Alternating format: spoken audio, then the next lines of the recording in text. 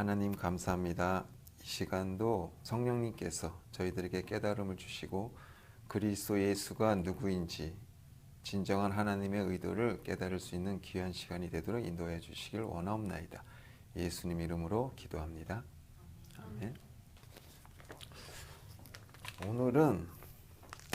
오늘도 이제 예수에 대한 얘기를 할 거예요. 예수는 누구인가에 대해서 우리가 지난번에도 이제 얘기를 많이 했는데, 오늘도 이제 도대체 예수를 우리가 어떤 관점에서 봐야 되고 또 예수를 또 어떻게 받아들여야 되느냐, 사실 되게 중요한 것 같아요. 저도 성경이 너무 방대하다 보니까 정말 할 것도 너무 많았어요. 그동안 보면 기도도 해야죠, 또 교회도 가야지, 그죠? 또 봉사도 해야지, 그죠? 또 뭐 중간중간에 보면 뭐 구역 예배에다가 우리 예전에는 또 노방전도 뭐 이런 것도 있었고요. 뭐 크리스마스 되면은 뭐 행사도 있고, 그죠? 뭐 부활절이다 뭐다 해가지고 참 할 일도 많았고 좀 바쁘게도 지냈던 것 같아요. 근데 성경을 우리가 알아가면 알아갈수록 느끼는 게 뭐냐면, 이 예수를 어떻게 받아들이고 어떻게 푸느냐에 따라서 우리의 신앙의 방향이라든가 오늘 해야 될 그 일, 이런 것들이 확정되는 것 같아요. 그래서 예수는 내 인생의 전부다 이렇게 해석을 해버리면 그 해석은 잘못된 건 아니지만, 아내도 버려야 되고 남편도 버려야 되고 우리가 다 팔고 그냥 산으로 올라가야 되는 그런 상황도 그렇게 푸는 것에 대해서는 또 이렇게 합리적일 수가 있어요. 그죠? 그래서 보면은 예전에 1992년도인가요? 뭐 휴거가 온다 해가지고 자기 재산을 다 팔고 다들 이제 예수님 재림하는 날, 그 날짜를 정해가지고 그곳에 모여서 이제 재림을 기다리는 어떤 그런 극단적인 그런 이제 집단들도 있었죠. 그래서 이 예수를, 참 예수가 분명히 하나님이 보내신 분이고 구세주임인 틀림이 없는데, 이 예수를 우리가 어떤 식으로 풀고 어떻게 받아들이느냐라는 거는 정말 중요한 것 같아요. 그래서 성경에서 이 예수를 어떤 바라보는 그 관점에 대해서 우리가 한번 질문을 한번 좀 던져보려고 해요. 첫째, 누구라도 부인할 수 없는 예수는 누구인가 라고 봤을 때, 예수님은 하나님이다, 맞잖아요, 그죠? 예수는 하나님이다라는 말에 대해서 부인할 사람은 하나도 없어요. 우린 또 그걸 믿고 있고, 성경 여기저기를 봐도 어디 이제 뭐 성경 우리가 신약을 보면 많이 나오는데요. 특히 이제 예수님이 부활하고 나서 제자들 앞에 나타났는데 제자들이 안 믿는 거예요. 아니, 죽은 사람이 어떻게 이렇게 다시 살아났냐고. 그랬더니 예수님이 특히 이제 도마한테, 그러면 네가 내 손가락을 보고 그리고 내 옆구리에 손을 한번 넣어보라고, 이런 얘기를 한단 말이에요.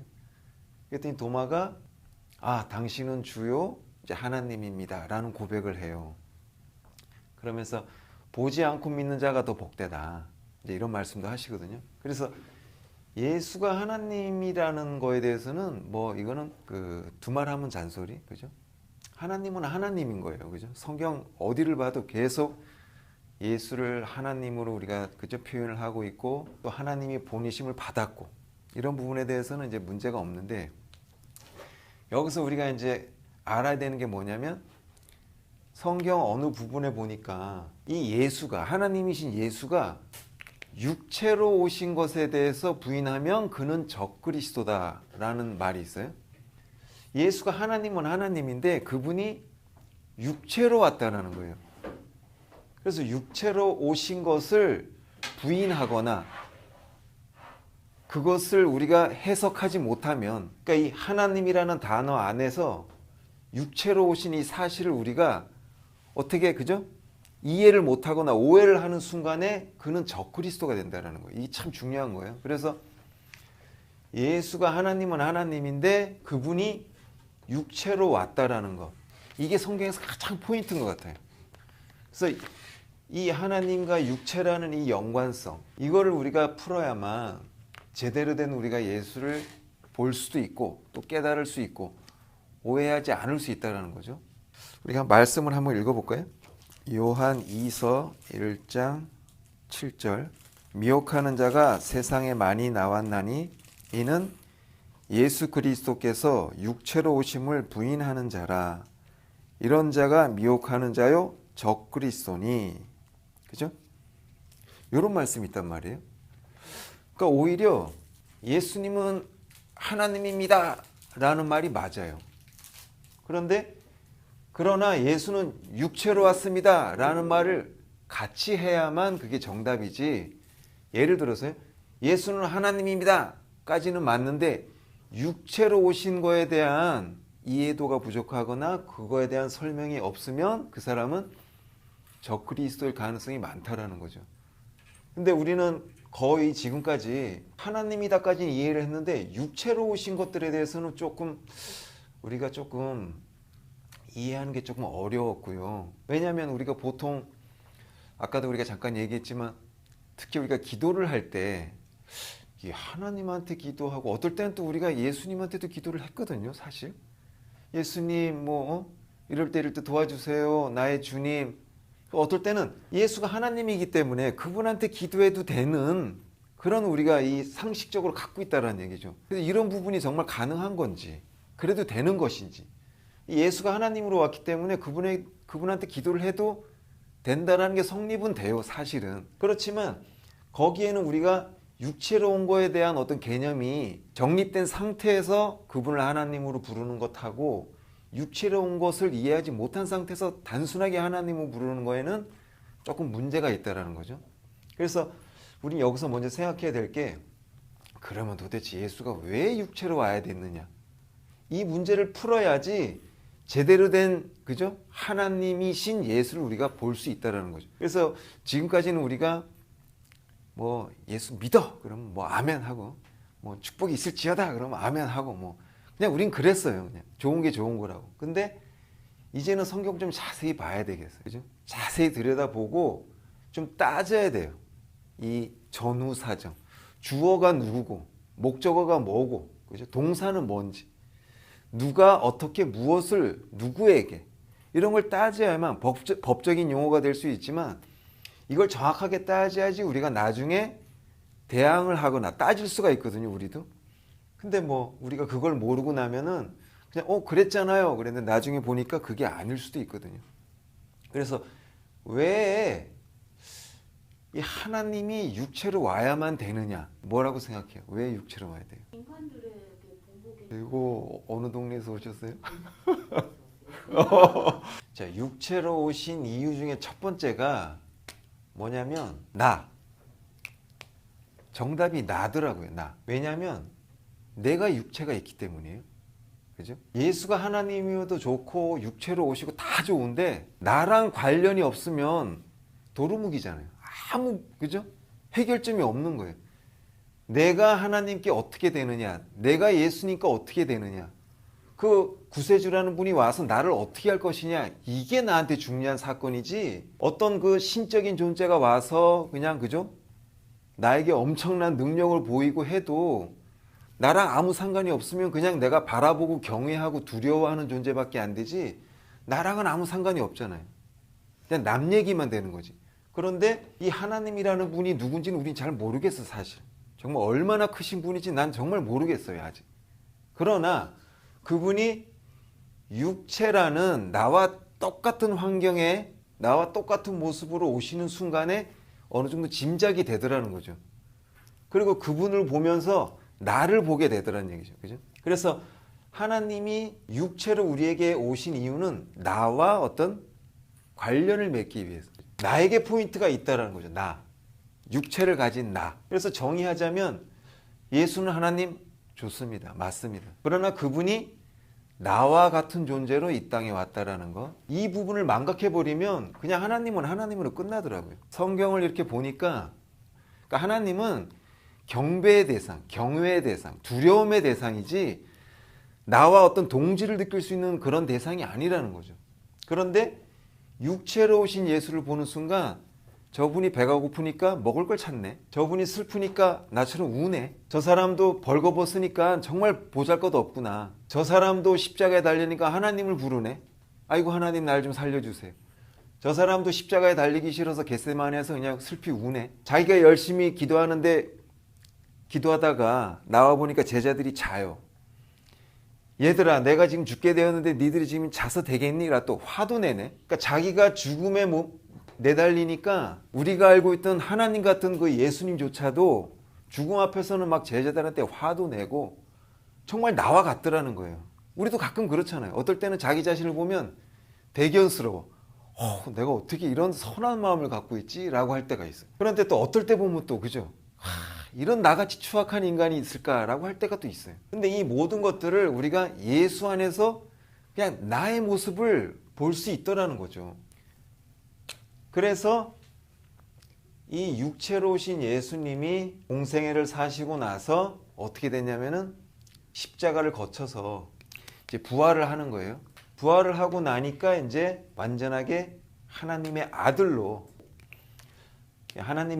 이제 인정을 받으시는 거예요. 그러니까 이런 과정들을 보면 예수가 그냥 하나님이다 라고 끝날 문제가 아니라 그 안에 내가 구원받아야 되기 때문에 나랑 연결시켜서 이 육체라는 개념을 우리가 이렇게까지 이제 풀어나가야 된다는 얘기죠. 그래서 하나님의 아들이라는 부분까지 우리가 가야 돼요. 그래서 예수는 누구인가? 하나님인가? 맞다. 그러나 가로 열고 육체로 오신 것을 반드시 포함하고 있어야 된다라는 거.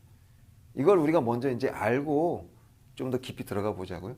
그러면 이제 육체로 오신 거에 대해서 여기까지 일단 정리를 하고요. 두 번째로, 그러면 하나님은 우리한테 이제 이렇게 예수님을 육체로 보내주시면서 이제 구원을 이루어야 되잖아요. 나를. 근데 구원을 이루는 방법, 어떤 식으로 우리를 구원하려고 했을까? 우리가 사실 처음 이제 신앙을 접하고 하나님을 믿고 그랬을 때 구원을 받는다 그러면 되게 막연했어요.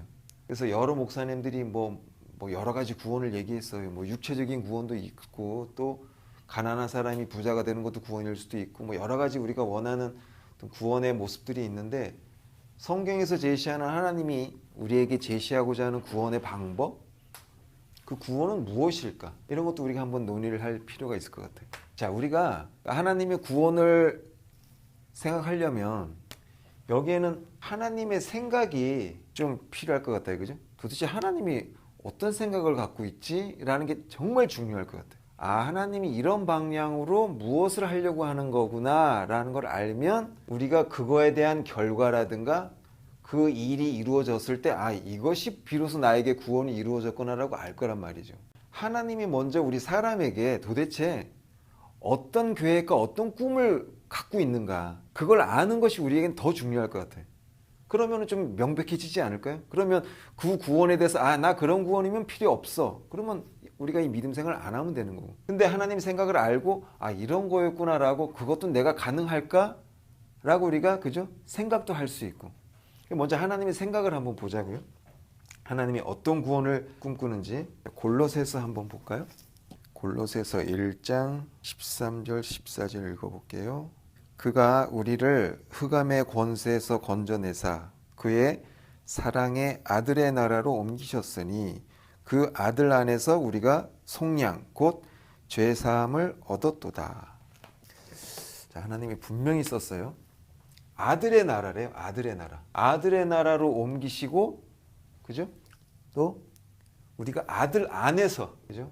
아들 안에서 속량 받았대. 자, 이게 하나님이 생각하는, 하나님이 구상하는 구원이라는 거랍니다. 우리는 뭐 여러 가지 구원이 있지만 그 중에 이 아들이라는 이 단어, 아들의 나라에 들어가는 것이 구원이요. 또 아들 안으로, 그죠? 아들 안에서 구속을 받고 속량받는 것, 죄사함을 받는 것. 이것이 우리에게 최종적인 구원이랍니다. 그러면 우리는 도대체 아들의 나라가 뭔지를 우리가 발견해야 돼요. 이게 도대체 뭔지 찾아내야 돼요. 성경 안에서. 아들의 나라가 도대체 뭐냐고요. 도대체. 여길 들어가야만 구원을 받는 거래잖아요. 그러면 이 아들의 나라가 뭔지를 우리가 개념적으로 알고 또 누구에게나 설명할 수 있어야 돼. 내 스스로가 납득할 수 있어야 돼. 그래야만 이게 내가 구원을 이룬 거고 대충 짐작을 하는 거죠. 근데 아들의 나라가 뭔지를 몰라. 도대체 아들의 나라가 뭐야? 이 단어를 모르는 건 아니잖아요. 아들의 나라.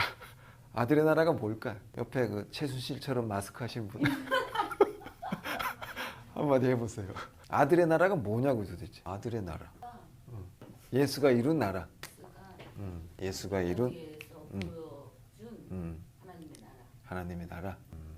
예수가 이 땅에서 보여준 하나님의 나라. 자, 우리 여기서 뭐든지 너무 예수랑 연관 지으려고 하다 보니까 계속 뭐 예수에 막 나오잖아요. 쉽게 아들의 나라라는 거는 하나님을 아버지로 부르는 사람의 나라라고도 볼 수 있겠죠. 그 나라는 우리가 알고 있는 나라 알고 있잖아요. 그 나라에는 백성이 있어야 되는데 그 백성들은 모두가 아들인 거예요. 그 구성원들이 모든 구성원들이 그냥 다 아들인 거예요. 그래서 성경에 계속 아버지, 아버지가 나오잖아요. 자, 하나님이라는 말은 그 단어를 찾아보니까 신이라는 뜻이더라고요. 신. 그러니까 신이라는 단어는 막연해요. 헤롯 왕이 연설을 막 하니까 사람들이 그 목소리는 사람의 목소리가 아니고 신의 음성이라고 막 그렇게 칭찬을 하는 장면이 있어요. 그래서 우리가 보통 하나님이라는 단어를 쓸 때는 야, 보통 사람이 아니야. 그죠? 그럴 때 쓰는 단어이기도 해요, 사실. 그래서 하나님이라는 걸 우리가 모르면서 쓰는 말이에요. 보통 사람에게선 볼 수 없는 어떤 그런 초인간적인이라는 표현을 쓸 때 우리가 하나님을 많이 쓰는 거죠. 그래서 이 하나님이라는 거는 우리가 지금도 하나님께 기도를 하지만 정말로 하나님을 보거나 하나님을 아는 사람은 없다라는 거예요. 그러니까 초인간적인 그냥 단순한 표현에 지나지 않아요. 그런데 그 하나님이 아버지라는 이름을 가지는 순간에 뭐가 되냐면 뭔가 아는 거예요. 그죠? 아, 하나님이 나의 아버지구나. 그리고 내가 하나님의 아들이구나라는 이 관계가 이제 성립이 되는 거죠. 그래서 뭐 이런 어려운 얘기는 잘 모르지만 중요한 거는 하나님이 구상하는 그 나라에는 하나님이 그냥 막연한 하나님으로 있는 것이 아니라 자기 자신이 그냥 아버지로 있어야 되는 거예요. 또 거기에 모인 모든 사람들은 스스로가 아들로서 자기의 속성을 깨닫고 이해한 사람들만 모인 그런 나라. 그것이 하나님이 생각하고 있는 구원의 최종 목표라는 거예요. 여기까지 우리가 정리가 됐다면 하나님의 생각을 우리가 먼저 이렇게 이해하고 나면 내가 해야 될 일이 이제 좀 정리가 돼요. 내가 당장 교회를 가야 되고 봉사를 해야 되고 기도를 해야 되고 선한 일을 해야 되고 해외 선교도 가야 되고 헌금도 해야 되고 많은 일들이 있는데 그 많은 해야 될 일들 중에 제일 먼저 해야 될 게 뭐냐면 내가 아들이 돼야 되는 거죠. 내가 왜 교회를 가야 되죠? 내가 아들이 되기 위해서. 내가 왜 해외 선교를 가야 되죠? 아들이 되기 위해서. 그러니까 나의 모든 신앙생활, 나의 24시간의 모든 시간이 하나님이 생각하고 있는 그 나라, 그 구성원이 되기에 합당하도록 내가 모든 걸 내가 총공세를 해야 된다는 거죠. 그렇잖아요? 그래서 이제는 우리가 요 아들이라는 비밀만 우리가 풀어낸다면 이렇게 신앙 안에서 이렇게 뭐라 그럴까 갈팡질팡하거나 그러지는 않을 거예요. 앞으로도. 아들에 대한 비밀을 아는 사람이냐 모르느냐에 따라서 우리는 쉽게 우리가 이해할 수 있어요. 아주 신앙생활이 간단해지는 거예요. 아들만 알면 되니까. 내가 아들만 되면 이미 구원을 받은 거고. 왜냐하면 하나님이 그냥 계약서로 딱 못 박은 거예요. 내가 아들의 나라를 이쪽으로 내가 너희들을 다 인도할 것이다. 그리고 아들 안에 들어온 자만 아들 안에서 속량, 죄 사함을 받는다라고 했기 때문에 아들이라는 것이 무엇이, 그러니까 아들이 무엇인지 모르는 사람이 어떻게 아들을 추구하고 아들을 간구하겠냔 말이에요. 아들 안으로 누가 들어가겠냐고요. 아들을 모르는데. 그렇잖아요? 그래서 이제 우리는 어느 정도 요약이 됐어요. 아, 아들 안으로 들어가야 되는구나. 그러면 우리가 예전까지 갖고 있던 생각은 뭐냐면 예수는 하나님이다. 능치 못할 일이 없다. 그래서 그분한테 모든 걸 구해요. 간구해요. 그러면 그분이 하나님처럼 구름 타고 내려와서 이 세상을 심판하고 그리고 나를 어디로? 하나님 나라로 이제 인도해 가는 거예요. 틀린 얘기는 아니에요. 그런데 어떤 예수를 어떤 한 개체로만 우리가 봐버린 거예요. 2000년 전에 왔던 그 인격체인 그분만을 우리가 예수로 딱 정해놨기 때문에 딱 그분이 다시 와서 오로지 그분만이 나를 데리고 손잡고 하나님 나라로 이끌어 가야 되는 쪽으로만 지금 풀어왔단 말이에요. 그러다 보니까 그렇게 풀었을 때 풀리지 않는 부분들이 있었어요. 그게 뭐냐면 예를 드는 거예요. 그럼 아브라함은 어떻게 할 거냐 이거죠. 아브라함은 그 사람이 이미 예수보다도 먼저 태어났다가 먼저 죽었어요. 근데 아브라함은 자기의 인생 안에서 너는 믿음의 조상, 그죠? 믿음의 조상이 되라. 이 사람은 구원을 받았단 말이에요. 분명히. 그래서 구원받은 사람들의 족보가 아담부터 해갖고 쭉 아브라함 쭉 내려오다가 그 다음에 다윗 나오고 그 다음에 예수가 나오잖아요. 그래서 그거는 하나님의 구원의 족보란 말이죠. 그러니까 그 족보에 올린 사람들은 다 아들의 나라에 들어가 있겠죠? 우린 그렇게 풀어야 되겠죠? 그러면 도대체 예수를 단순하게 2000년 전에 그 한 분만으로 우리가 단정을 지어놓고 그분이 와서 앞으로 우리를 구원한다라는 개념으로 봤을 때 아브라함 같은 경우는 어떻게 구원을 받을 수 있었을까? 그분에게는 이미, 그러니까 아브라함 같은 경우는 이미 구원이 이루어졌단 말이죠. 근데 우리가 여태까지 풀기에는 그 시절에는 그 당시에는 모세도 그랬고 하나님이 직접 만나 주셨잖아요. 아마 뭐 이삭을 알아라든가 그러니까 하나님이 직접적으로 그때는 관여하셨고 그런 구약을 거쳐서 예수라는 그런 이제 어떻게 보이는 존재를 하나님 보내주셨다 이렇게 알고 있고 그때는 직접 하나님 만나 주셨다. 아, 그때는 하나님 직접 만나 주시면서 구원을 이뤘다. 그렇죠. 그 시대는 그랬지. 그렇다면 그 당시 하나님이 직접 만나 주셨어도 성경에는 그리스도 이외에는 그죠? 구원을 받을 자가 없고 라는 말씀 우리가 또 어떻게 풀어야 되냔 말이에요. 그러니까 이제 그거는 예수가 온 후에라는 해석이었잖아. 여태까지. 예. 그러니까 그게 아니고 아브라함도 예수가 됐다는 얘기를 하고 싶은 거잖아. 그치? 그러니까 이거는 잘 풀어야 되는 게 예수를 2000년 전에 온 그 육신을 입고 온 그분만 딱 정해서 우리가 보면 안 된다라는 거죠. 그러니까 예수는 하나님이 이 세상을 한번 지어볼까 하실 때부터 이미 하나님의 아들의 모습으로 하나님하고 함께 있었다라고 해요, 성경은. 그랬기 때문에 아브라함이 구원을 받았을 때 그 예수를 분명히 봤다라는 거예요. 그렇게 풀어야 되겠죠. 그러니까 2000년 전에 우리와 똑같은 육신의 몸으로 나타난 거는 2000년 전이지만 아브라함도 분명히 예수를 받고 그와 똑같은 구원을 이루어냈다라고 풀어야 성경적이라는 거죠. 그래야 하나님의 계획이 창세 전부터 그렇죠. 예수님이 계셨다는 얘기잖아. 그렇죠. 그렇게 풀어야 되는 거잖아요. 그렇죠? 그리고 성경에 그렇게 나와 있고 그분은 창세 전에 계셨고 하나님과 같이 계시다가 이 땅에 내려오신 거란 말이에요. 그렇기 때문에 아브라함 시대에는 어떤 모습으로 아브라함에게 나타나는지는 우리는 몰라요. 그렇지만 분명히 아브라함이 구원을 받기에 합당할 만큼의 어떤 구원의 표를 봤을 때 그 표는 분명히 예수였다라는 거.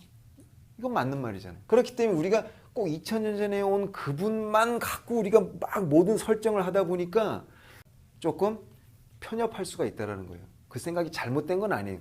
결과적으로는 맞아요. 예수가 우리를 하나님의 나라로 인도를 해. 그렇지만 하나님이 생각하고 있는 10가지 중에 풀어보는 방법을 우리가 여러 각도에서 볼 수도 있잖아요. 그러다 보면은 하나님의 이 준비하신 이 구원의 방법이 전 세계적이고 전 우주적이고, 이 우주란 단어를 쓰면 안 되는데 요새는 너무 이 광범위한 예수의 하나님의 이 구원의 생각을 우리가 딱 2000년 전에 그분만으로 설정하는 순간 무엇이 염려되냐면 단순히 예수를 나를 지켜주는 어떤 우상신, 단순한 어떤 그냥 하나님, 나에게 뭔가 필요한 것을 채워주고, 그죠? 내가 원하는 것을 뭔가 해주는 정도로밖에 우리가 생각을 안 한다라는 것. 이 부분에 대한 지적을 하고 싶은 것 뿐이지 예수가 하나님 맞고 그분이 2000년 전에 오셨고 그분이 우리를 하나님 나라로 인도하는 것에 대해서는 변함이 없는 거죠. 그러나 아브라함이 구원을 받았을 때도 예수는 있었다. 이것을 우리가 어떻게 풀어낼 것이냐 이거죠. 그렇다면 예수는 2000년 전에는 육체로 있었지만 그 전에는 이미 어떠한 모습인지 모르지만 아브라함에게도 분명히 나타났을 것이고 또 현재 우리에게도 예수는 성령으로 임하신다고 했으니까 성령이라는 모습으로 우리에게 그죠? 그 누구에게든지 다 구원의 방법을 제시하고 또 인도하고 계실 거라는 거죠.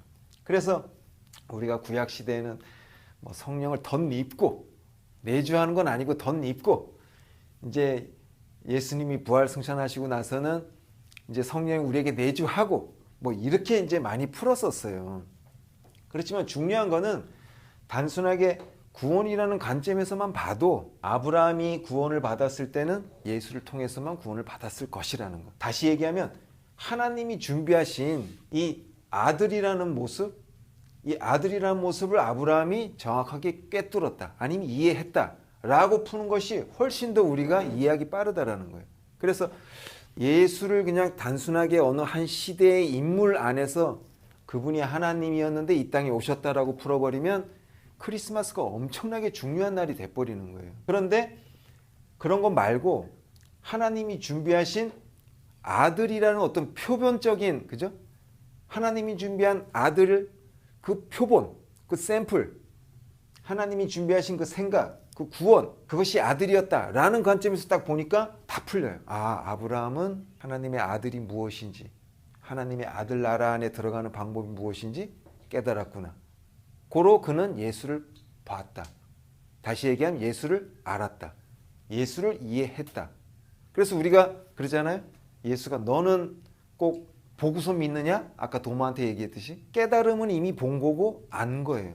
그렇잖아요. 우리가 짐작만 해도 이해가 가도 다 아는 거잖아요. 그래서 아브라함이 직접 자기가 눈으로 그 예수를 안 봤어도 하나님이 제시한 구원의 방법과 하나님의 계획을 깨달았을 때 이미 그는 그리스도를 깨달았고 아들 안에서 구원을 받을 수 있었다라는 거예요. 이 아들이 우리에게 엄청난 지금 중요한 단어가 됐어요. 자, 구원까지도 알았고, 그죠? 그 구원의 방법이 오직 아들을 통해서만 이루어진다라는 것까지도 우리가 알았단 말이에요. 그럼 어떻게 하면 우리가 이 아들이 될 수 있을까? 아들로 들어가는 방법, 이걸 알아야 되잖아요. 그죠? 어떻게 하면 내가 아들이 될 수 있습니까? 이제는 우리가 하나님의 계약서를 슬쩍 들여다본 거예요. 계약서에 딱 보니까 야, 니들이 아들이 되면 돼. 너가 아들이 되고 내가 아버지가 되면 넌 그냥 하나님 나라 들어가는 거야 라고 알고 나니까 우리가 보통 이제 집을 한 채 사더라도, 그죠? 그 집 앞에 가가지고 막 집주인한테 이 집을 나에게 주세요 막 예를 들어서 그 집을, 그죠? 그런다고 해서 해결될 문제가 아니잖아요. 그런데 알고 났더니 아, 이 집은 뭐 한 500만 원 하더라. 그 돈을 주고 계약서를 쓰면 된다. 그거 알고 나면 그냥 그 돈을 우리가 10년이 걸리든 5년이 걸리든 돈을 모으면 되고, 돈을 빌리든 돈을 모으든, 그리고 인감을 준비하고 여러 가지, 그죠? 서류를 준비해서 그냥 그 집을 계약을 하면 되거든요. 그래서 우리가 예전에는 그냥 무작정 그냥 매달리는 식으로 우리가 하나님께 구했다면 이제는 방법을, 그죠? 알아서 이 방법에 합당한 것을 우리가 찾아 나가는 거예요. 자, 그래서 우리가 이제 계약서를 보고 그 방법을 알았듯이 뭐 단순하게 그냥 아들만 되면 된다라고 하나님은 그냥 공표를 하신 거예요. 이 아들 되는 방법이 무엇인지 우리가 이제 여기서 찾아내야 되는 거죠. 그게 뭘까요? 어떻게 하면 우리가 아들이 될 수 있죠? 그러니까 예수님이 뭘 보여줬죠, 우리한테? 그 표본이 뭐죠? 예수님이 보여주신 걸 우리가 따라하면 되는데 뭘 보여주셨냐고? 순종? 또요? 사랑? 참 막연해요, 그죠? 한국의 대통령이 누구한테 순종을 하더라고요. 그죠? 그러니까 누구에게 어떤 의도로 하느냐에 따라서 이 단어가, 순종이라는 단어가 참 좋은 단어인데 누구한테 순종하느냐에 따라서 이게 엄청난 사건이 돼버리는 거예요. 그죠? 사랑. 자기 측근만 사랑을 했어요. 그죠? 이거 어떨 거냐고, 이거 어떡하냐고요, 이걸. 그죠? 그러니까 이런 단어들은 좀 이렇게 종잡을 수가 없어요. 그죠? 그 상대와 어떤 목적이 어떠냐에 따라서 이런 단어들은 우리가 좀 조심해야 될 필요가 있는 거죠. 자, 아들이 되는 방법은 내가 그냥 호적을 파는 수밖에 없는 거죠. 네. 내가 임시인데 내가 이제 조씨가 되려면, 그쪽 집안으로 가려면 내가 임시성을 버려야 돼요. 내가 일본 국민이 되려면 한국 국민을 버려야 되는 거예요. 그래서 내가 귀화할 때는 한국인으로서의, 그죠? 내가 죽임을 당하는 거죠. 죽어 없어지는 거죠. 이 세상에 내가 존재 안 하는 거죠. 그러고 일본의 어떤 국민으로서 내가 거듭나는 거죠. 호적 등록을 해야 되는 거예요. 그러니까는 여기서 이제 딱 방법이 나오죠. 아들이 되는 방법 뭐죠? 죽음, 십자가. 그래서 이제 성경 안에서 계속 이제 주구장창 십자가가 나오는 거예요. 그러면 우리는 성경에 나와 있는 이 십자가 사건을 어떻게 봐야 되느냐? 왜 십자가에 달리셔서라는 얘기들을 막 표현했을 때 우리는 그분이 아프게 나 대신 죽었는데 이제 그분이 죽어줬으니까 난 이제 살게 됐어. 이런 개념이 아니라는 거죠. 이 십자가를 통해서 뭘 해야 되냐고요? 호족을 바꿔야 되는 거예요. 호족을. 그래서 십자가 사건 이전에는 아담이었어요. 즉 사람이었죠. 사람의 아들이었어요. 그런데 십자가를 거치고 나서 뭐가 됐냐면 둘째 아담이 되는 거죠. 둘째 아담은 하나님의 아들. 이렇게 되는 거죠. 공식이. 그래서 십자가가 없으면, 그러니까 죽음이 없으면, 내가 한국 사람으로서 죽지 않으면 절대로 난 일본 사람이 안 되는 거예요. 그러니까 내가 아직까지 바닥바닥 살아 있어요. 그러다 보니까 나는 국적이 한국이에요. 마찬가지죠. 내가 끝까지 내가 아담으로 살아 있으면 예수여 불로 뭐 축복을 뭐 해도 아담인 거예요. 아담. 그래서 가룟 유다가 그러잖아요. 응? 그렇죠. 하도 유다라는 사람이 많아요. 근데 유다라는 뜻이 뭐였죠? 저기 지바 쪽에서 나신 거. 예수님이 유다족에서 태어났잖아요. 근데 유다라는 단어 뜻이 뭐냐면 하나님을 찬양하리로다. 찬송하다라는 뜻이래요. 이 유다가. 그러니까는 예수가 유다의 족속으로 태어났다는 얘기는 하나님을 한없이 찬양하고 기뻐하는 그 출신이란 얘기예요. 그런데 이 유다가 하도 많아. 그 동네. 그냥 하나님 찬양하는 사람들이 그냥 널렸어. 근데 그 중에 가룟이라는 동네에서 하나님을 찬양하는 사람이란 얘기예요. 근데 이 가룟이라는 단어 뜻이 뭐라 그랬죠? 그때? 기억들 나시는가 모르겠네요. 가룟이라는 단어가 뭐였냐면 남자들의 마을 이런 뜻이래요. 지난번 이제 기억나죠? 남자로서 하나님을 찬양한다라는 거예요. 하나님이 추구하는 거는 여자인데 예쁜 신랑인데 예쁜 신부인데 남자들이 그죠? 하나님도 남자인데 자기도 남자인 척하면서 자기도 하나님인 척하면서 자기도 하나님의 속성을 가지고 있으면서 입으로만 하나님을 찬양한다라는 뜻이죠. 그래서 가룟 유다는 보면 예수를 따르는 척하면서도 쉴 새 없이 예수를 시험하고 그죠? 자기 남자의 속성을 만족시키기 위해서 계속 질문을 던지고 그걸 발견하려고 해요. 그 예수한테서 자기 이 남자를 만족시켜 줄 거리를 계속 찾는 거예요. 이렇게 해서 우리가 이스라엘을 회복할 수 있겠느냐? 예수한테 이 이스라엘을 그죠? 빼앗긴 나라를 찾을 수 있는 그런 능력이 그에게 있는지, 진짜 하나님이 이 자를 우리에게 보내주신 메시아가 맞는지, 그런 관점에서 자꾸 하나님만 찬양하고 있는 거예요. 하나님을 거부한 건 아니었어요. 하나님을 찾긴 찾았는데 그가 추구하고 있는 그 영적인 자리는 남자였다라는 거죠. 그래서 이 입으로만 그런다고 해서 우리가 유다가 될 수 없다라는 거예요. 가룟 땅에서 나와야 되는 거죠. 그래서 아무리 그 사람이 하나님을 찾고 기도를 많이 하고 봉사를 많이 하고 그죠? 엄청난 교회에 나가서 큰 교회를 이끄는 목사가 됐다 할지라도 그 사람의 신분이 아담이라면, 그 사람의 신분이 아직 사람이라면, 그 사람이 아직 십자가를 통과하지 못했다면 그 사람이 하고 있는 모든 행위는 그냥 아담으로 끝난다라는 거죠.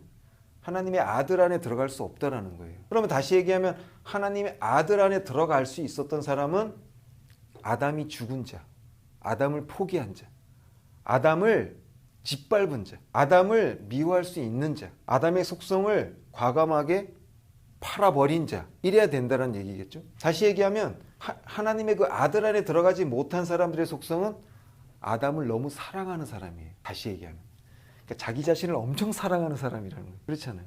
자기한테는 관대하고 남한테는 그저 엄격하고 뭐 그렇다라고도 할 수 있겠죠. 그래서 이렇게 하나님의 전체적인 계획을 우리가 쭉 보니까 답은 나와 있어요.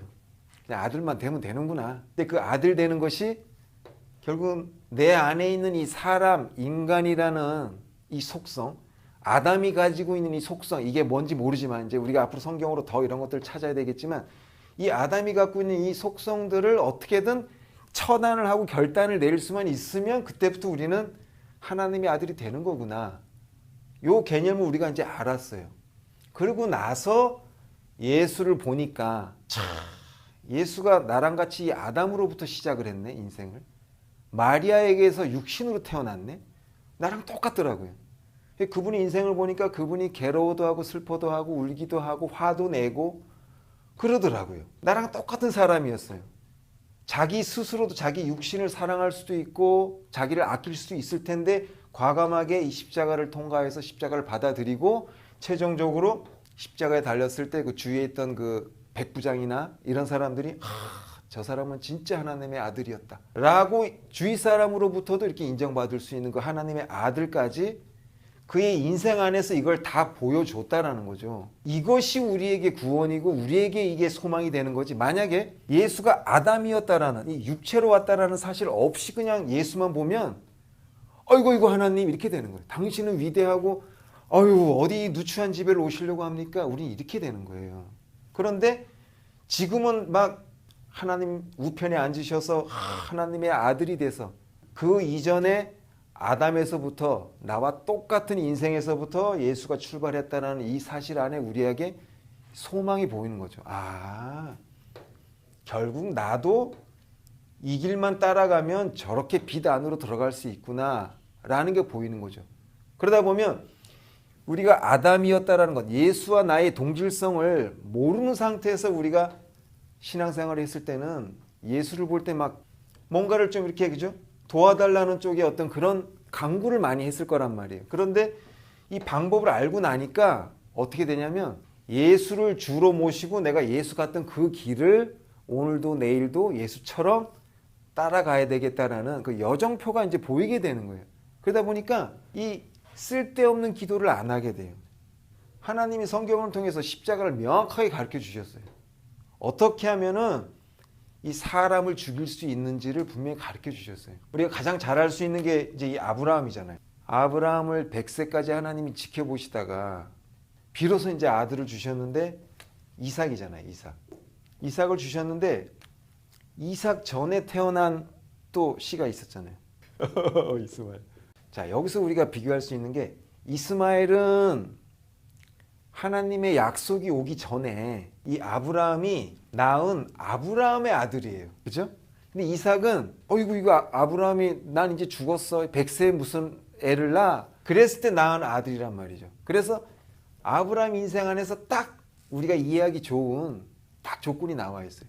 이스마엘은 아브라함의 아들, 즉 아담의 아들, 사람의 아들. 자기의 생각으로 그리고 자기의 능력이 아직 조금은 남아있다라고 했을 때 나온 결과물이란 말이에요. 이게 아들. 그러니까 아브라함의 신앙의 결과물이에요. 이스마엘이. 자기 인생 안에서 짜내고 하나님 앞에 내어놓은 게 바로 이 이스마엘이라는 거예요. 그런데 하나님 앞에서 아휴 이제 난 죽었어라고 이 아담이 다 죽은 상태에서 나온 게 이삭이라는 거죠. 하나님의 아들. 이렇게 낳는데 이삭이 이제 젖될 때쯤 되니까 이스마엘이 이삭을 막 핍박하더래요. 그죠?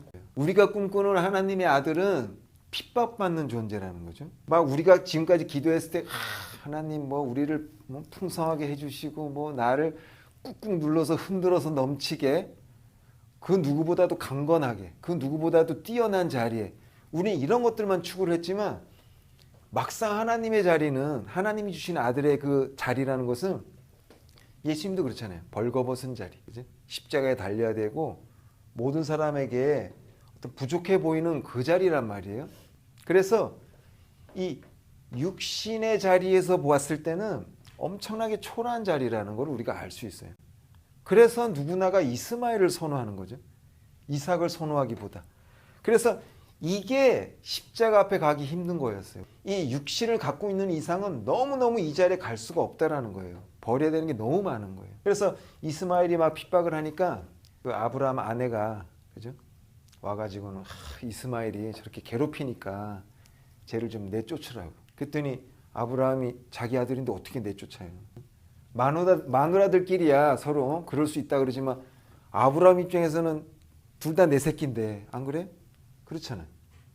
하나님 관점에서 우리가 읽으니까 뭐 이스마엘은 버려도 되고 이삭은 그러지만 지금 저한테 아들 셋이 있는데 그 중에 하나 버리라 그러면 말도 안 되죠. 상상할 수도 없잖아요. 그런데 그날 밤에 하나님이 나타나서 이제 아브라함에게 그러잖아요. 내가 저 아들도 내가 한몫 땡겨 줄 테니까 안심하고 버리라고. 오직 이삭만이 너의 씨가 될 것이고 이스마엘은 내가 따로 한몫 땡겨 줄 테니까 그냥 안심하고 버리라고. 거기에서 아브라함이 엄청나게 고민을 하는 거예요. 이 이스마엘 때문에. 걱정을 막 엄청 하는 거예요. 꼭 예수님이 십자가에 달리기 전에 겟세마네에서 막 제자들한테 막 그죠? 화를 내면서 기도했던 것과 같은 그런 그 곤고함을 보여주는 거예요, 아브라함이. 그러고 나서 이제 아브라함이 이제 이스마엘을 보내는 거예요. 이렇게 하고 나서 이제 이삭만을 남겨둔 거란 말이에요. 이제 하나님의 아들이 태어났는데 여기서 하나님이 이 상태로 그냥 끝내는 게 아니더란 말이죠. 이스마엘을 버리는 것을 아브라함을 통해서 지켜보시고 그리고 나서 이삭을 이제 또 버리라 그래요. 가서 또 죽이라 그러네 이제. 그렇잖아요. 아니 이스마엘 버렸으면 됐지 이삭을 또 왜 죽여야 돼? 이럴 수도 있잖아요 우리가. 왜 그랬다라고 생각합니까? 하나님이 이삭을 보낼 때 나귀에다가 이제 그죠? 3일 거리에 그 식량을 신고 그리고 이제 가는 거예요. 근데 아브라함은 손에 칼을 쥐고 가요. 칼하고 이제 불을 쥐고 가고 이삭은 그 자기 등에다가 이제 이 장작을 메고 그러고 가는 거예요. 근데 그 모습이 예수님이 십자가를 지고 갈 때 나무를 지고 가는 거잖아요. 그러니까 그 이삭의 모습이라는 거죠. 근데 신약 성경에는 하나님의 모습은 안 보여요. 근데 아브라함의 사건을 통해서 아브라함이 하나님의 모습이라는 거예요. 자식을 죽이면서 그죠? 자기가 들고 있는 칼로 불로 자기 아들을 태워야 되는 그 장작을 그죠? 준비시켜 가지고 끌고 가는 거예요. 그래서 거기서 아브라함이 끝내 이삭이 애초부터 하나님이 주신 아들이니까 자기 아들이 아니죠. 그러나 하나님이 아브라함한테 그 말씀을 이렇게 해요. 네가 네 사랑하는 독자를 나에게 바치라 라고 얘기를 해요. 거기에서 이제 아브라함이 딱 완전히 죽이려고 하잖아요. 그래서 이 사건에서 무엇을 하나님이 보시고자 했냐면 이 이삭을 분명히 하나님이 주신 건 맞지만 최종적으로 그냥 생각으로만 그걸 인정하는 것이 아니라 자기 안에서 확인사상. 그렇죠. 확인. 완벽하게 이 이삭은 하나님 아들이지 이건 내 아들이 아니다라는 어떤 소유권에 대한 얘기. 그죠? 그래서 성경에 나오는 아들이라는 거는 첫째 내 육신으로 나오는 거 죽이는 건 당연한 거예요. 이거 버려야 되는 건 당연한 거고 하나님이 주셨다라고 하는 것. 내가 갖고 있는 거는 이 이삭밖에 없는데 유일하다 그랬거든요. 이것조차도 내 손에 있을 뿐이지 이건 내 것이 아니다라고 고백할 수 있는 것. 그리고 그걸 행동으로 옮길 수 있는 것까지 가야만 그게 진정한 아들이라는 거였어요. 그래서 결국은 하나님이 거기서 멈추시잖아요. 그래서 이 장면을 통해서 우리가 하나 또 이제 얻을 수 있는 건 뭐냐면 내가 아들 안으로 들어가고 내가 아들이 된다라는 거는 반대로 얘기하면 아버지를 알게 되는 것, 아들을 죽일 수밖에 없는 그 아버지의 심정을 알게 되는 것. 모르겠어요. 저는 그런 것도 좀 깨달았어요. 그냥 아들이 되는 것 좀 막연했거든요. 왜냐하면 아들이란 단어에는 아버지가 존재하잖아요. 아버지란 단어. 아버지가 없으면 아들이 절대 될 수가 없거든요. 그런데 내가 아들이 되면 아버지가 있어야 되는데 그 아버지는 누구지? 라는 질문에 대해서 아브라함의 그 아버지 된 모습, 아들을 사랑하지만 독자밖에 없지만 이 아들을 내어줄 수밖에 없고 죽을 수밖에 없는 그 애틋함. 하나님이 우리 인간 아담을 만드시고 이 사람들을 어떻게 좀 그죠? 불쌍히 여기셔가지고 이것들을 어떻게 구속을 하긴 해야 되는데 당신의 아들을 보내서 죽일 수밖에 없는 이 그죠? 통탄하는 그 마음. 그래서 이 아들이란 단어 안에 하나님의 그 애통하시는 그 아버지의 그 모습을 그죠? 우리를 죽일 수밖에 없는 그 아버지의 모습을 좀 엿볼 수 있지 않을까. 그래서 예수님이 십자가에 달리셨을 때 뭐라 그러냐면 하나님이시여 하나님이시여 어찌 나를 버리시나이까. 그러니까 하나님이 완전하게 그러니까 아브라함이 이삭을 완전히 버렸듯이 죽였듯이 정말 하나님이 이 예수를 완전히 그죠? 버린 그 아버지의 모습. 그래서 이 아브라함에서 그 하나님의 그 아버지 된 모습을 우리가 발견하고 나면 십자가 사건에서 등장은 하지 않지만 우리가 하나님의 어떤 그런 애틋함을 이 구약 성경에서부터 계속 하나님은 이제 노출시키고 계시다라는 거죠. 내가 짓는 십자가. 음. 그게 분명히 물론 이 육신에서도 고난 십자가도 져야 되겠지만 하나님이 보시기에 그래 넌 죽은 자구나 라고 하시는 그 죽음. 그 죽음은 분명히 조금 다른 개념의 죽음일 거라는 생각이. 이 어떤 개념에 결론은 뭐냐면 결론 나중에 얘기해 줄까요? 내가 수도 없이 얘기해 놨는데 사고파고 그래 이거 사고 팔고 안 하고 감사하는 것. 그러니까 다시 얘기하면 아담이 갖고 있는 것 중에 속성이 뭐냐면 내가 흙이기 때문에 이 흙을 가리고 싶은 거예요. 그래서 자꾸 무화과 잎을 사는 거예요. 따서 가리고 해지면 또 가리고. 그러니까 자꾸 사고 팔고 필요한 걸 찾고 자기를 유지시키려고 한다는 거죠. 근데 나는 흙이구나 라고 깨닫고 그냥 흙처럼 그냥 사는 거죠. 근데 그러면서 그 안에서 뭔가를 그럼 내가 생각하고 있는 이 나라미는 율법인 거예요. 그렇게 되는 거예요. 그것도 또 하나의 내 안에서의 율법. 그렇지. 하나님을 자꾸 추구하는 거예요, 내가. 아담에서 하나님의 아들이 된 이 과정에서 그럼 결과적으로 결론이 뭐냐라고 했을 때 아까 얘기했듯이 내가 그냥 감사하고 사는 것, 사고 팔지 않고 매매하지 않고 하나님이 주신 것으로 그냥 만족하는 자. 아들은 그렇잖아요. 아버지가 주면 네 하고 먹지. 그게 안 될 때가 있으니까 거기서 그게 뭐 종합적으로 얘기하면 순종이라고 얘기할 수 있는 거지만 하나님에 대한 순종이지만 사고 팔고 안 한다. 그러니까 그냥 나 있는 처지에 그냥 감사합니다. 이렇게 하지 못하는 내가 있다 이거지. 그러니까 그거를 이제 십자가에 달아야 돼. 언니만 그런가? 다 그렇지. 다 그렇지. 그게 없으면 사실 사람도 아니지. 그게 없으면 아담도 아니지. 그래서 겟세마네 기도 같은 경우는 저도 많이 위로가 돼요. 아, 예수도 이랬는데. 예수도 꿈틀한 거 아니에요, 사실. 어떻게 보면은 아, 예수는 하나님이시기 때문에 당당하게 십자가에 못 박히셨다라고 우리가 상상할 수도 있잖아요. 근데 전혀 그렇지 않잖아요. 그분도 겟세마네에서 곤고하게 그죠? 부르짖고. 난 이런 부분이 너무너무 위로를 받아요, 사실. 왜냐하면 매일같이 그런 나를 보고 있거든요, 사실. 매일매일 그런 나를 보고 내가 여기서 좀 발전해야지. 이렇게 하는 자체가 율법이라는 얘기 아니야. 그렇죠. 거기서 그대로 살으라고. 그렇지. 거기서 우리가 또 힌트를 얻을 수 있는 게 사도 바울. 나에게 육체의 가시를 주셨다 그랬잖아요. 뭔가 아픔을 계속 주시는 거예요. 근데 그 아픔을 통해서 사람이라는 게 그런 게 있어요.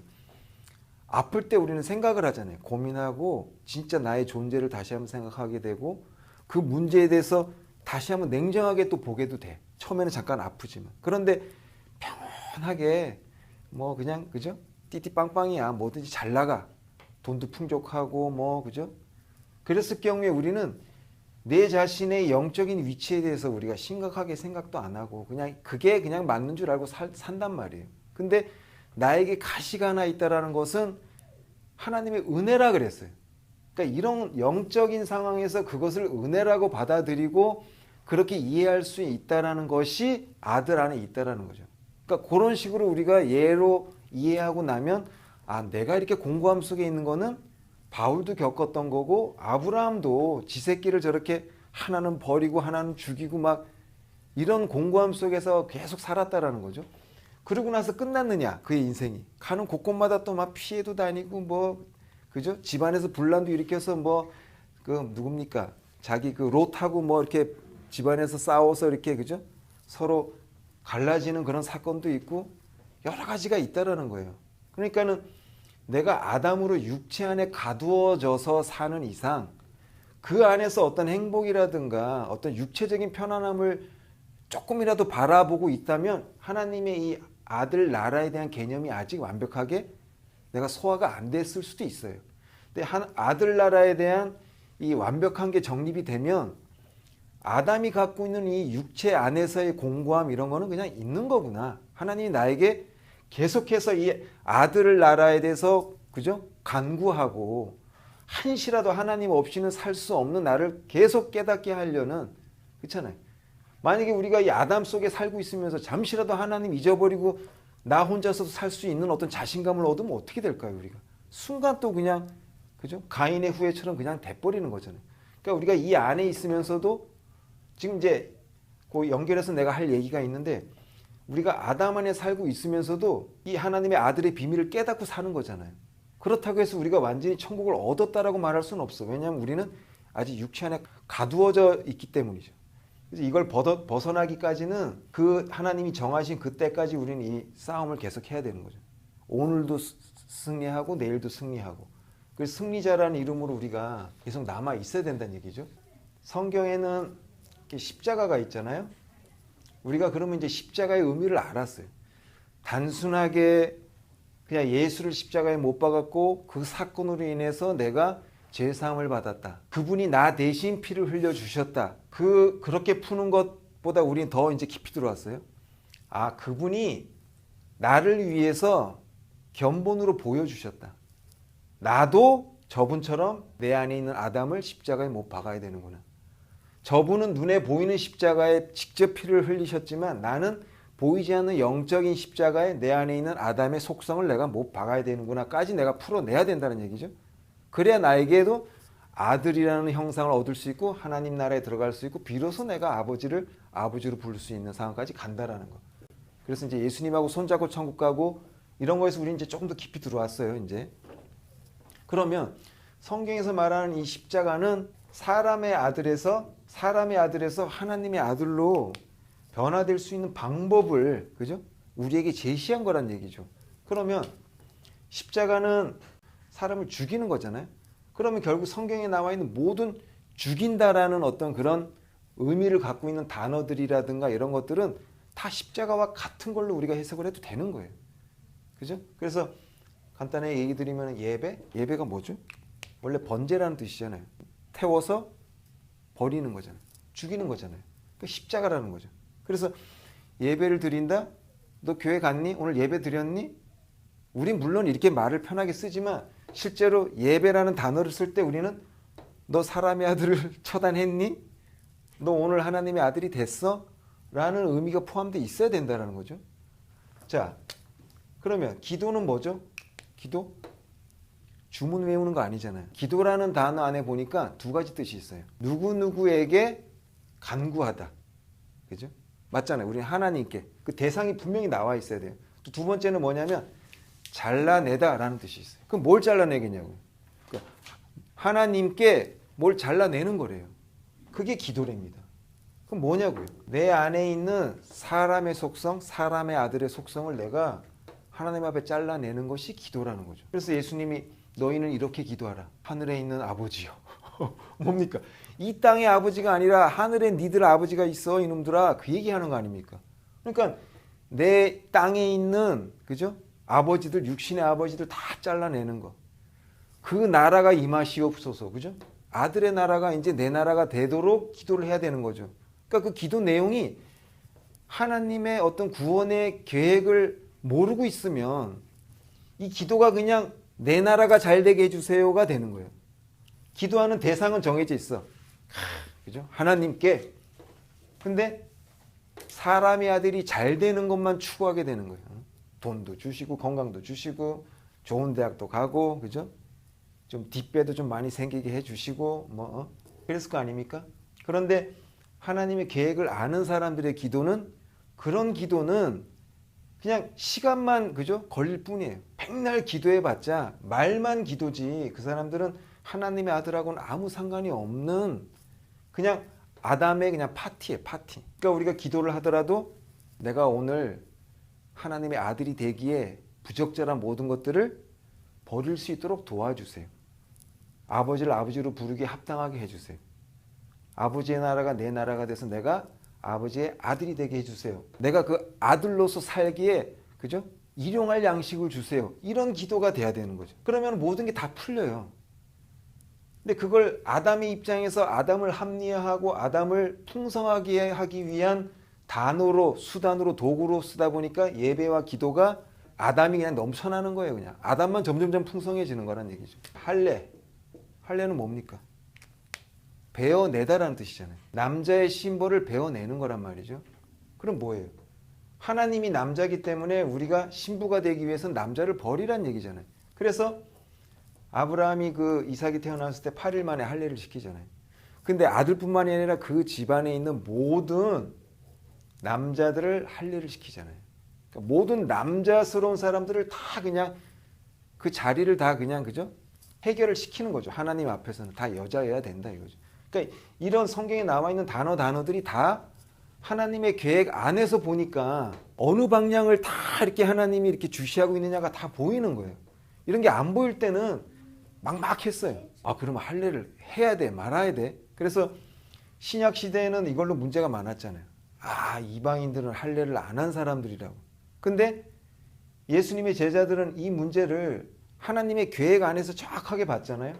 그러고 나니까 야, 육체적인 할례가 뭔 필요가 있어. 그들이 진정으로 하나님 앞에 신부가 될 수만 있다면 이미 그 사람들은 할례 받은 것과 같다라고 이렇게 풀어볼 수가 있는 거잖아요. 이런 식으로 우리가 하나님의 어떤 그 예수님을 보내주신 의도와 그 목적을 우리가 조금 이해하고 나면 성경에 나와 있는 이런 용어들 해석하기가 좀 수월해지죠.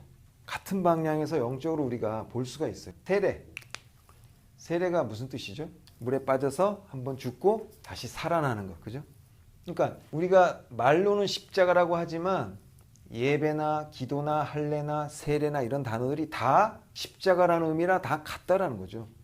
그리고 그 안에는 어떤 뜻이 포함되어 있어야 되냐면 사람의 아들인 아담을 어떻게든 처단해야 되는 그런 하나님의 그 간절한 어떤 그죠? 의도가 내포되어 있는 어떤 수단이라는 거죠, 이것이. 그러니까 제대로 된 예배, 제대로 된 기도, 할례, 세례를 받기 위해서는 내가 내 안에서 아담을 어떻게 하느냐. 그 아담의 문제를 해결하지 못하면 우리가 뭐 강가에 가서 그냥 세례 받고 왔다고 해서 그냥 세례 받은 게 아닌 거죠. 이제 특히 이제 세례에 대한 얘기를 지금 할 건데요. 세례는 물에 빠졌다가 죽고 다시 한번 이제 살아나는 부활이라는 이제 뜻까지 포함을 하고 있는데, 특히 이제 이 세례를 구약에서는 어떻게 표현하냐면은 홍해 바다를 건넜다라는 것을 세례 받은 것을 표현을 해요.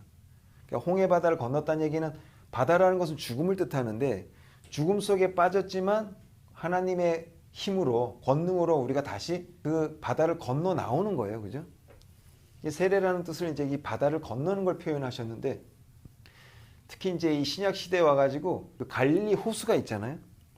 근데 이 갈릴리 호수의 이름이 세 가지가 있어요. 갈릴리 바다하고 또 뭐가 있죠? 디베랴라는 이름이 또 하나는 뭐가 있죠? 게네사렛 바다. 이렇게 호수를 세 가지 이름으로 부르더라고요. 여기서도 이제 재밌는 걸 발견했는데, 갈릴리라는 이 이름은 보통 그 가난하고 이방인들 소외되고 어떤 이런 그 의미를 포함하고 있어요. 그래서 이 갈릴리 바다 서쪽편, 그죠? 서쪽편에 해당되는 지역이 이 갈릴리랍니다. 근데 서쪽은 우리가 지난번에 배웠죠. 하나님의 성전이 동쪽에서부터 서쪽으로, 이스라엘 백성들을 인도하실 때도 동쪽에서부터 서쪽으로. 그러니까 서쪽으로 간다라는 거는 이렇게 영적으로 봤을 때 하나님께 점점점 하나님의 집으로 점점점 다가가는 어떤 그런 표현을 하시고 싶을 때 이런 표현을 쓰는데, 갈릴리 호수에서도 서쪽 지역을 나타내는 그 이름이 갈릴리예요. 그런데 갈릴리라는 단어 안에는 이제 가난하고 소외되고 이런 그런 사람들이 사는 지역 이렇게. 그런데 똑같은 지역인데 이 지역을 이 당시에 그 분봉왕이었던 사람이 이 동네 이름을, 그 황제의 이름을 따가지고 여기를 디베랴라고 이름을 지었어요. 갈릴리 바다인데도 여기다 그리고 도시를 세웠어요. 성을 쌓고. 그래서 같은 지역인데 디베랴라는 이름으로도 불렸어요.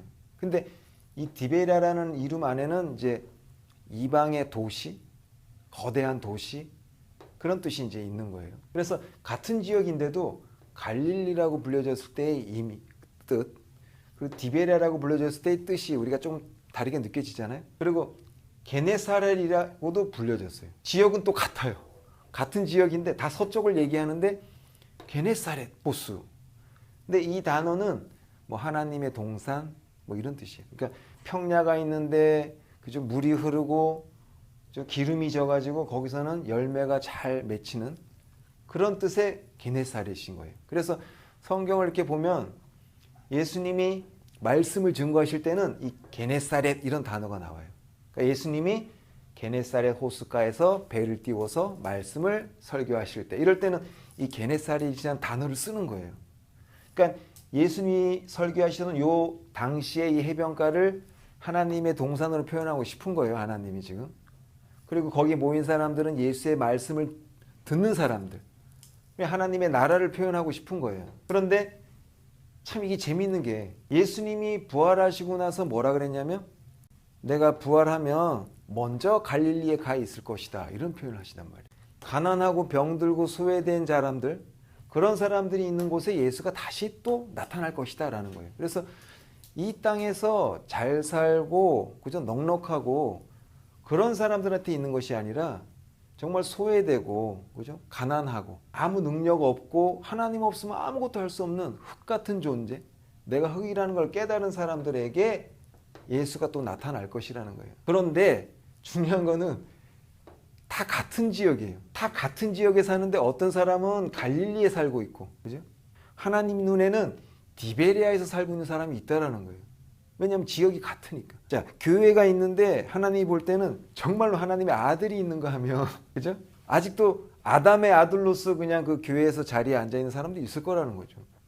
그러니까 그 사람이 디베리아에 살고 있느냐, 갈릴리에 살고 있느냐, 지역은 같은 곳인데, 그리고 그 사람이 진짜 최종적으로 게네사렛에서 풍성함을 누리면서 살고 있느냐.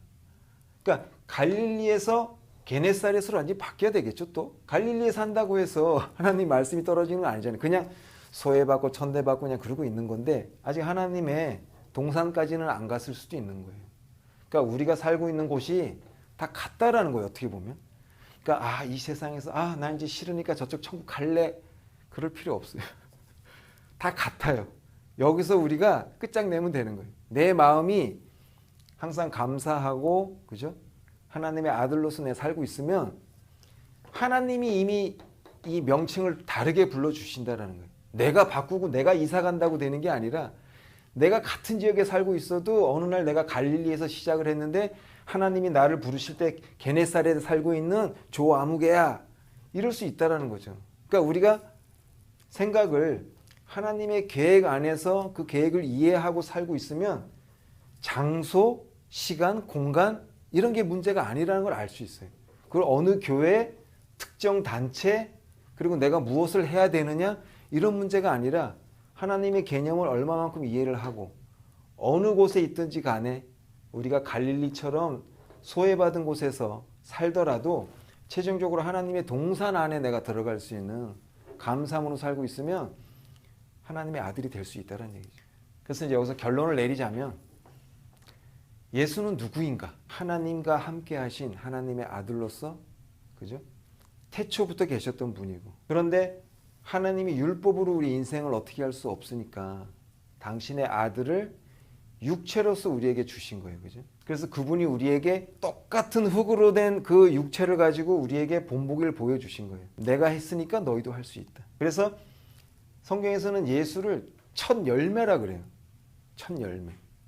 하나님이 봤을 때 그래 이게 내가 기대하던 내 아들의 나라에 처음으로, 그죠?